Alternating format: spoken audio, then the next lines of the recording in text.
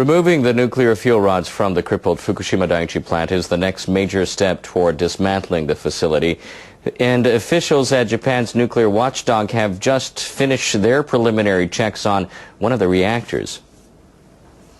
Plant operator Tokyo Electric Power Company plans to decommission all 4 damaged reactors. That could take around 40 years. TEPCO workers are preparing to remove more than 1,500 fuel units from a storage pool in the number 4 reactor. The reactor did not go into meltdown after the 2011 earthquake and tsunami because it was offline, but the building housing it was damaged when hydrogen from another reactor caused an explosion. Officials from the Nuclear Regulation Authority spent 2 months conducting a preliminary inspection of the reactor and its surrounding structure. They say they found no cause for concern. Starting Wednesday, NRA officials will examine TEPCO's plans for removing the fuel rods. They want to make sure that debris in the pool will not damage the rods, most of which are highly radioactive. TEPCO executives hope to start removing the rods later this month once they get final approval from the NRA. Every year around this time, brokers gather in Osaka for an annual event. An auction of fillets of dried cod is a traditional New Year delicacy in Western Japan.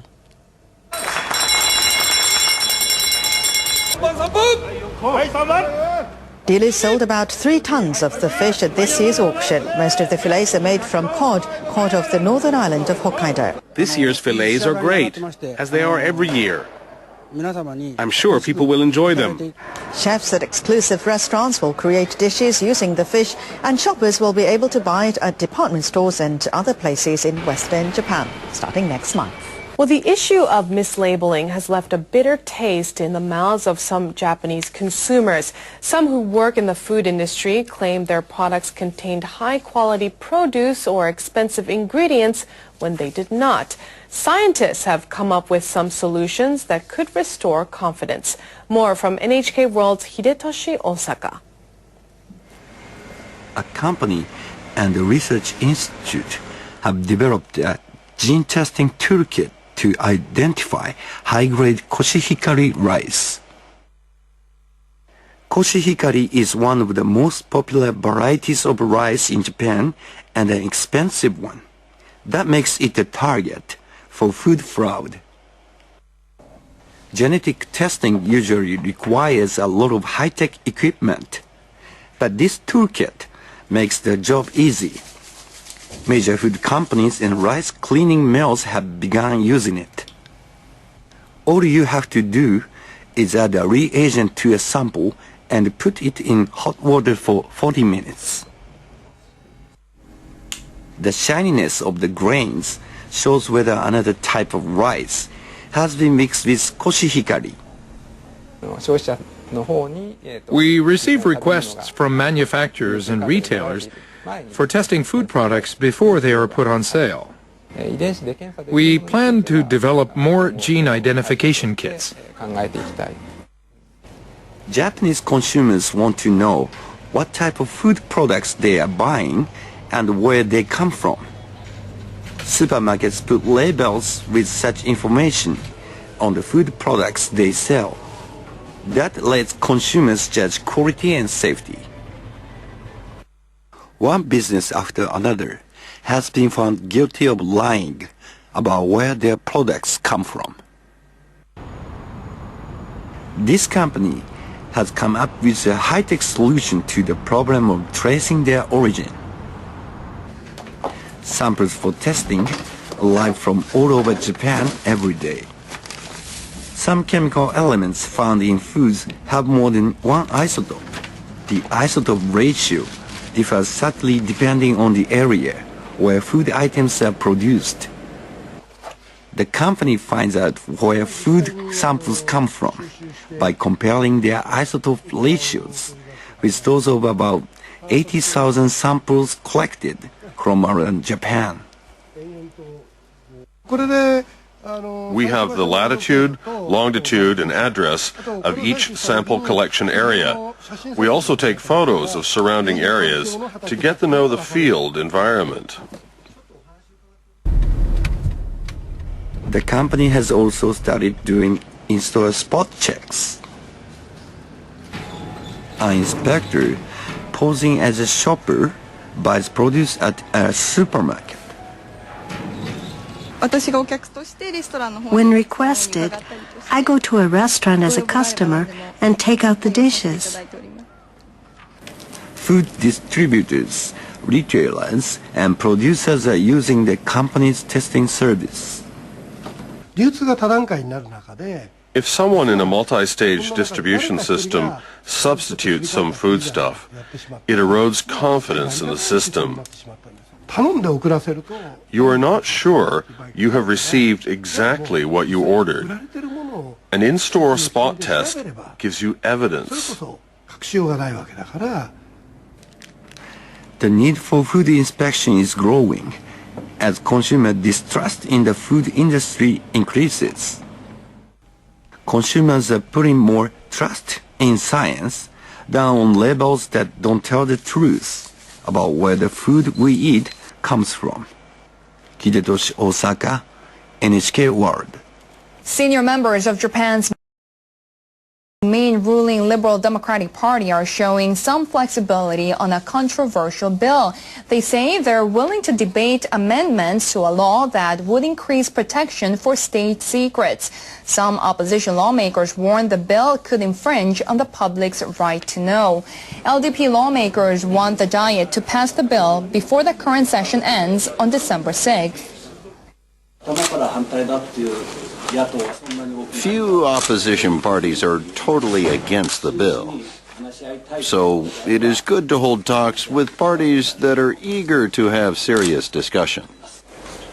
LDP Secretary General Shigeru Ishiba says if the bill is passed, lawmakers should create a panel to monitor the government's conduct. He also says discussions should cover how to require lawmakers on that panel to keep secrets. The bill would allow the heads of government offices to designate information related to national security as classified. Only ministers, vice ministers, parliamentary secretaries, and other approved public servants would be able to handle the information. Anyone who leaks it would face up to 10 years in prison. Well, European Union food producers are promoting a quality control policy that has implications for consumers in Japan. The food producers have come to Tokyo to show off agricultural specialties covered by strict food labeling standards.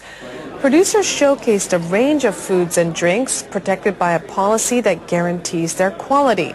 The EU issues symbols to certify their place of origin or traditional production process. Items on show included fortified wines from Portugal's Madeira Islands and Bayonne ham from France. Food labeling has become a major issue in Japan. Several hotels and restaurants have been caught out mislabeling items on their menus. In Europe, the geographical indication products have not only very strict control regarding the safety of food, but also a very strict control regarding the originality of products. The EU wants Japan to use the same food label certifications. The standards would be introduced as part of an economic partnership agreement the two sides are negotiating.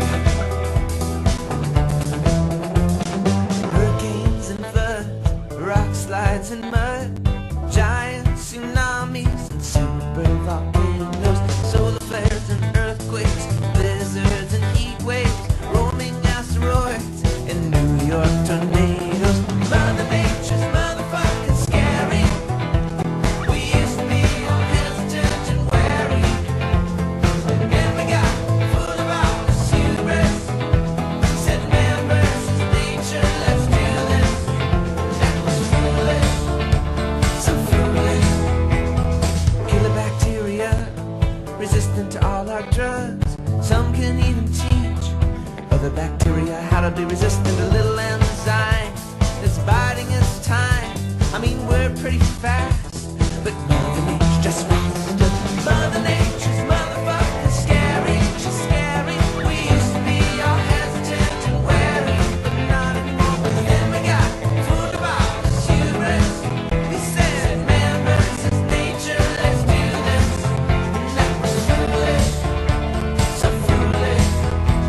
We left the savannah, came out of the caves. We conquered the waves. The planet was all ours. She's cold-hearted, she's just getting started, and we're just a blip on her radar. With the disease, we're killing off the bees. No one really knows exactly why it's happening, but soon the grocery store won't have food anymore without the bees to pollinate our whole jungle life. And Mother Nature's motherfucking scary. We're scary too. We used to be all hesitant and wary, but not anymore, 'cause then we got food about this hubris. Japan's Finance Minister Taro Aso has urged U.S. Treasury Secretary Jack Lew to prevent the recurrence of fiscal problems. Lew is visiting Japan for the first time since taking office in February. Aso told Lew that he was relieved that the U.S. avoided default in October, but he pointed out that the nation could face the same situation again next year if the conflict continues in Congress. Aso said he hopes the U.S. will consider the impact a default could have on the global economy and deal with the problem properly. Here's the finance minister, Taro Aso. Remember, everybody's an Aso. Who can forget Taro Aso? The biggest Aso in Japan. Who can forget him? He's the finance minister, right? Yes. What an Aso that Aso is. Well, he's in this headline. Let elderly people, quote, hurry up and die, says Japanese minister. Taro Aso says he would refuse end-of-life care and would feel bad knowing treatment was paid for by the government. So he was doing the rounds selling people on this new budget they have for the new government. Heaven forbid, he said, if you were forced to live on when you want to die, I would wake up feeling increasingly bad knowing the treatment was all being paid for by the government. The problem won't be solved unless you let them hurry up and die. The Iranians have also been talking with the head of the International Atomic Energy Agency. They have agreed on a framework for allowing inspectors to visit nuclear facilities. IAEA Chief Yukiya Amano met with Ali Akbar Salehi, the head of Iran's Atomic Energy Organization. They agreed to allow inspectors to visit a heavy water reactor under construction in western Iran and a uranium mine in the south. Western experts fear the Iranians could use the reactor to produce weapons-grade plutonium. Under the agreement, the inspectors will need to get permission from Iranian officials first. Amano and Salehi failed to agree on inspections of a military facility in Pachi near Tehran. IAEA officials suspect the Iranians are using the site to develop nuclear weapons. As I mentioned, access to Pachi is not included in today's agreement, but that will be addressed in the subsequent steps under this framework for cooperation. The negotiators will meet next month in Vienna. Survivors of a typhoon that struck the Philippines are facing struggle to find food, water and shelter. And another storm has headed their way, so some are trying to get out. Typhoon Haiyan slammed into the city of Tacloban and nearby towns on Friday. Government officials have confirmed the storm killed more than 1,700 people. But they fear the number of dead may rise above 10,000. Survivors were hit on Tuesday morning with more rain. Many gathered at the airport in Tacloban to try to leave the area. There's nothing here. We need to go somewhere where we can eat, where we can stay, where we can have some shelter.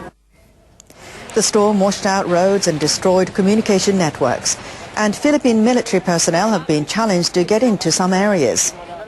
U.S. forces are helping out, delivering relief supplies to those in need.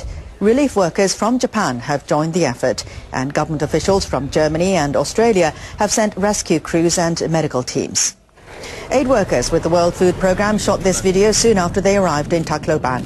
They found piles of debris and streams of survivors leaving with what they could carry. The aid workers are using planes to deliver food, and they're trying to establish a network of supply stations in remote areas.